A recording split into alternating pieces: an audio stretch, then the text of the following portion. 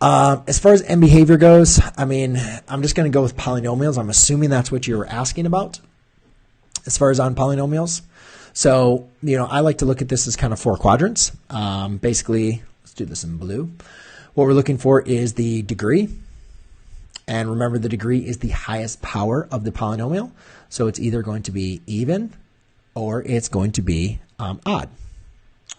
And then I like to look at the leading coefficient, and that's going to be the coefficient that's multiplied by your variable. You're going to be your constant, and that's either going to be positive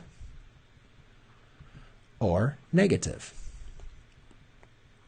Okay, so the important thing is we want to identify what is happening with these polynomials. Now, there's a lot of different ways depending on your class. It could be like fall left, falls right, and obviously when we get into pre-calculus, we start talking about the graph approaching, and then when you get into calculus, you're looking at using limit notation. So I'm not sure what notation you need to use in your class, but here's something that I just remember. If you have an even and a positive, the end behavior is going to follow that simply of a quadratic.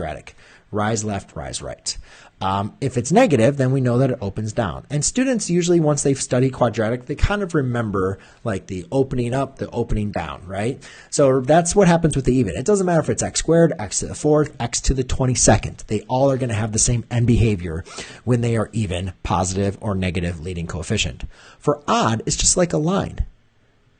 Like it falls left, rises right. So as long as it's, x to the first, x to the third, x to the 17th, it's going to have the same end behavior.